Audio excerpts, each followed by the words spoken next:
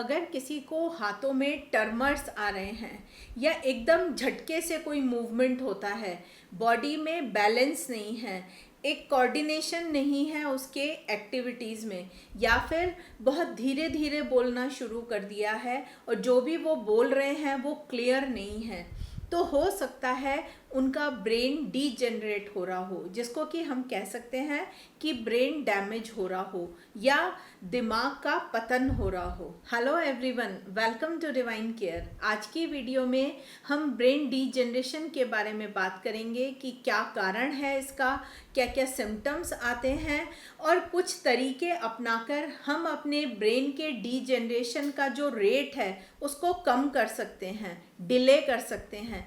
और एक acupressure treatment भी डिस्कस करेंगे जो कि सिंगल पॉइंट है, बियोल मैग्नेट की हेल्प से है, और जब हम इसको यूज़ करेंगे तो अपने ब्रेन को हेल्दी बना पाएंगे। तो सबसे पहले हम ये जानने की कोशिश करेंगे कि क्या होता है ब्रेन डीजेनरेशन।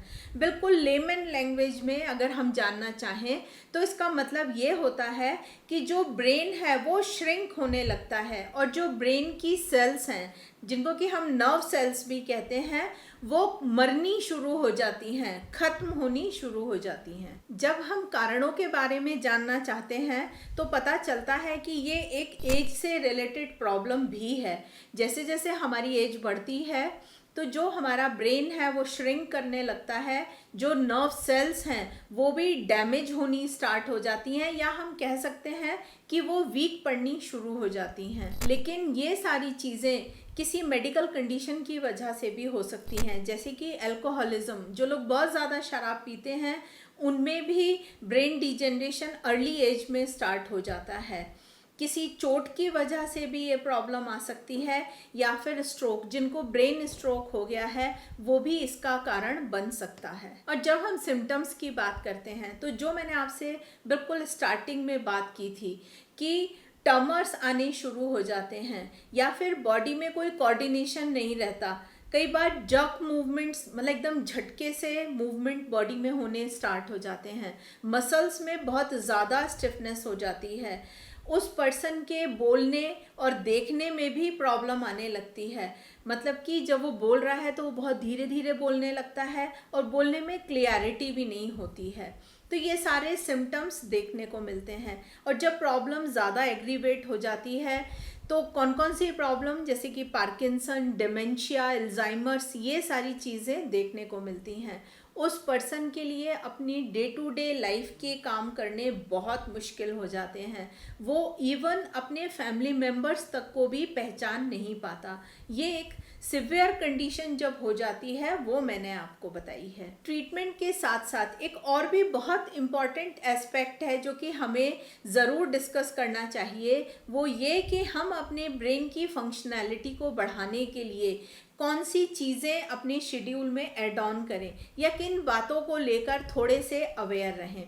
तो सबसे पहली चीज़ है कि हम हर समय कोशिश करें कि नई स्किल्स को सीखते रहें या नए फ्रेंड्स बनाते रहें। तो इसके लिए बहुत ज़रूरी है कि हम नई स्किल्स सीखें, क्योंकि जब भी हम कोई नई स्किल सीखते हैं, किसी नए सब्जेक्ट पे काम करते हैं, तो जो हमारी ब्रेन सेल्स हैं, नई ब्रेन सेल्स फॉर्म होनी स्टार्ट हो जाती हैं। दूसरा टिप है कि आजकल मल्टीटास्किंग का ज़माना है, काम की इतनी सारी अधिकता है कि हम एक टाइम में कई काम करने की कोशिश करते हैं। तो इसकी वजह से क्या होता है कि हमारा जो ब्रेन है वो पूरी तरह से एक काम पर फोकस नहीं कर पाता। दूसरी चीज़ कि हम मेमोरी को बनाए रखने के लिए बार बार उसको एक काम से दूसरे काम पर स्विच करते हैं, तो मेमोरी को भी शिफ्ट करना उतना आसान नहीं होता, हमारे दिमाग पर अतिरिक्त बोझ पड़ता है। तो हमें कोशिश करनी चाहिए कि हम एक टाइम में एक ही काम करें, ताकि जो हमारे ब्रेन की फोकस करने की जो एक कैपेबिलिटी है वो बनी रहे। नेक्स्ट टिप है कि हम अपनी लाइफ में दोस्तों को महत्व दें। ये दोस्त कोई नए पर्सन भी हो सकता है, हमारा कोई फैमिली मेम्बर भी हो सकता है, हमारा कोई रिलेटिव भी हो सकता है, जिसके साथ हम खुल के बात कर सकें। तो इससे हमें कई फ़ायदे होंगे। जब हम कोई नया दोस्त बना रहे हैं तो उससे हमें क्या फ़ायदा होगा कि जब हम किसी नए व्यक्ति को समझने की कोशिश करते हैं तो हमारा दिमाग उतना ही फोकस करता है जितना कि वो कोई क्रॉसवर्ड पजल को सॉल्व करते समय करता है। तो ये हमारे ब्रेन में नई सेल्स, ब्रेन सेल्स बनाने में हमारी मदद करेगा।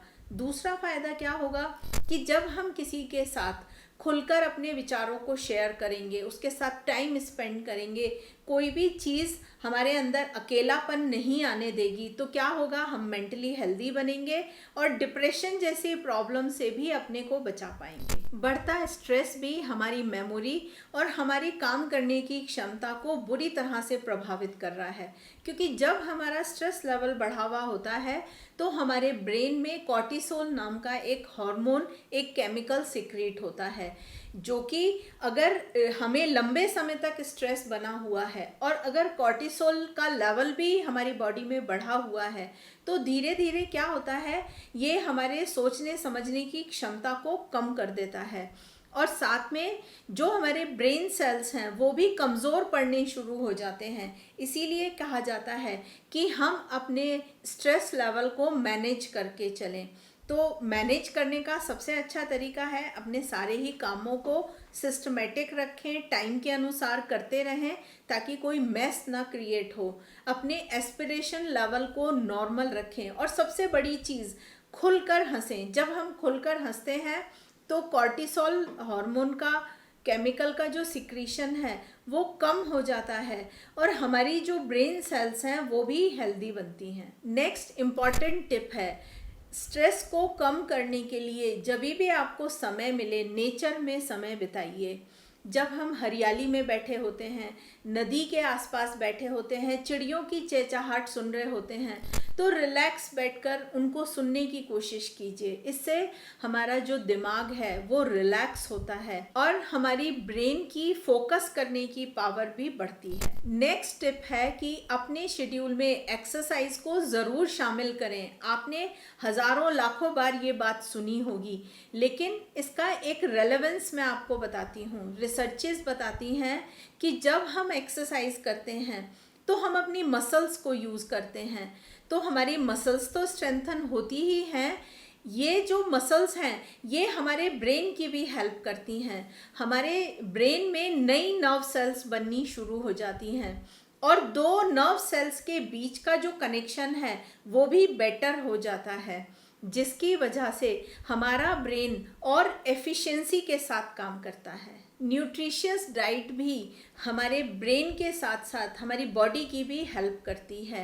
मेडिटेरियन स्टाइल डाइट जो कि जोर डालती है कि हमें अपनी डाइट में vegetables, fruits, seeds, nuts, whole grains, दालें और हार्ट हेल्दी जो ऑयल है, अनसेचुरेटेड ऑयल, उन सबको अपनी डाइट में शामिल करना चाहिए। और हमें एडवाइस देती है कि हमें अपनी डाइट से प्रोसेस्ड फूड, एडिड शुगर्स और साथ में जितने भी फाइन फ्लोर्स हैं जैसे कि मैदा, इन सबको रिस्ट्रिक्ट कर देना चाहिए। जिन लोगों को मिडिल एज में हाई ब्लड प्रेशर की प्रॉब्लम हो जाती है, ऐसा देखा गया है कि जब वो अपनी ओल्ड एज में पहुंचते हैं तो उनकी सीखने की क्षमता, उनकी जो मेंटल फंक्शन है वो सब बहुत जल्दी कमज़ोर पड़ने शुरू हो जाते हैं।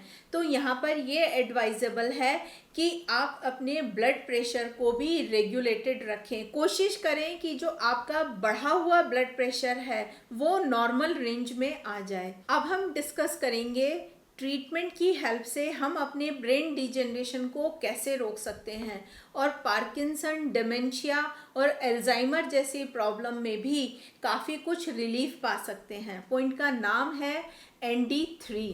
ये हमें मिलेगा हमारी इंडेक्स फिंगर की बैक साइड। ये जो एक नकल बन जाती है, इससे ज़रा सा पीछे आए तो यहाँ पर हमें एक डिप्रेशन मिलेगा, एक गड्ढा सा मिलेगा, वहीं पर हमें ये पॉइंट मिल जाता है। देखिए मैंने ये ब्लैक डॉट लगा दी है, इसका नाम है ND3। डॉक्टर वॉल का पॉइंट है। यहाँ पर आपको प्रोब की हेल्प से सॉफ्ट और डीप प्रेशर देना है 2 से 3 बार और यहाँ पर आपको बियोल मैग्नेट का येलो वाला पार्ट स्किन पर टच करा देना है। लेफ्ट हैंड में भी और राइट हैंड में भी, दोनों हाथों में इस ट्रीटमेंट को लगाइए।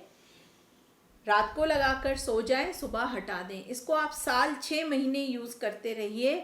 जो नर्व सेल्स हैं वो हेल्दी और स्ट्रॉन्ग होनी शुरू हो जाएंगी, हमारा नर्वस सिस्टम हेल्दी बनेगा। बहुत इफ़ेक्टिव है ये ट्रीटमेंट। हम ब्रेन डिजेनरेशन को रेकी की हेल्प से भी ठीक कर सकते हैं। हमें काम करना होगा थर्ड आई चक्रा पर। ये अरोमा कैंडल हैं जो कि रेकी चार्ज हैं। मैंने खुद इनको रेकी से चार्ज किया है। जब आप इस कैंडल को अपने घर में जलाएंगे, जला इसलिए पाएंगे कि ये बिल्कुल ऑर्गेनिक है, क्योंकि अरोमा नेचुरल है और जो वैक्स है वो सोए वैक्स है, मतलब कि आपके लिए टोटली सेफ है। आप इसको जब घर में जलाएंगे तो कोई भी इसका बुरा इफेक्ट आपको नहीं मिलेगा, बल्कि जो मैंने अपनी एनर्जी से, रेकी एनर्जी से इसको चार्ज किया है, जब आप इनहेल करेंगे तो वो आपकी बॉडी में एंटर करेगी और आपके नर्वस सिस्टम को हेल्दी बनाएगी। और जो हमने बात की ब्रेन डिजेनरेशन की, इसकी वजह से वो भी धीरे धीरे आपका ठीक होना स्टार्ट हो जाएगा। या फिर जो एक एज के साथ होता है वो एक प्रोसेस डिले होता चला जाएगा और लंबे समय तक आपका ब्रेन हेल्दी रहेगा। अगर आपको रेकी आती है तो आप खुद अपने थर्ड आई चक्रा को हील कीजिए। चाहें तो तभी भी आप इस कैंडल को अपने आसपास लिट कर सकते हैं, जला सकते हैं। और अगर आपको रेकी नहीं आती तो आप ये कैंडल हमारी वेबसाइट से जाके ऑर्डर कर सकते हैं, जो कि divinecareofficial.com के नाम से है। अगर आपके पास ये मैग्नेट्स हैं जो कि मैंने आपको दिखाई, तो आप उन्हें यूज़ कीजिए। अगर नहीं है तो आप हमारी वेबसाइट पर जाकर जो हमारा ये बेसिक एक्यूप्रेशर किट है इसको ऑर्डर कर सकते हैं। जैसे आज हम एक सिंगल पॉइंट ट्रीटमेंट यूज़ कर रहे हैं, ये डॉक्टर वॉल की हेल्प से है। ऐसे ही TCM के 400 से भी ज़्यादा प्रॉब्लम के ट्रीटमेंट इन बुक्स में दिए हुए हैं, जो कि वॉल्यूम 1 और वॉल्यूम 2 में है। सारे ही पॉइंट्स आपको हाथ पर बताए गए हैं, लेफ़्ट राइट दोनों में, और हिंदी इंग्लिश दोनों में ये बुक है। तो आपके लिए अपनी प्रॉब्लम्स को ट्रीट करना बहुत आसान हो जाएगा, क्योंकि ये सारे ही ट्रीटमेंट्स बहुत इफ़ेक्टिव हैं। और जो कॉस्ट की बात है, वॉल्यूम 1 प्लस वॉल्यूम 2 की कॉस्ट है 1000 रुपीज़। जब आप ये किट अलग से ऑर्डर करते हैं तो ये 900 का है। जब आप इन दोनों को एक साथ ऑर्डर करेंगे ये 1675 रुपये का है, 1675 का। तो जो भी चीज़ आपके यूज़ की हैं, आपको लगता है आपको इन्हें यूज़ करना है, और मेरे हिसाब से ब्रेन को आज के टाइम में हेल्दी बनाना और डीजेनरेशन से रोकना ब्रेन को हम सबके लिए बहुत इम्पॉर्टेंट है। क्योंकि पहले जो प्रॉब्लम सिर्फ एज रिलेटेड थी, करीबन 70-75 के आसपास जाकर या उसके बाद स्टार्ट होती थी, वो अब बहुत अर्ली एज में देखने को मिलने लगी हैं। तो अगर आपको ये जानकारी अच्छी लगी है तो आप अपने लिए भी यूज़ कीजिए और लोगों के साथ शेयर कीजिए, ताकि वो भी इनका फ़ायदा उठा सकें। आज की वीडियो में इतना ही। वीडियो देखने के लिए बहुत बहुत धन्यवाद।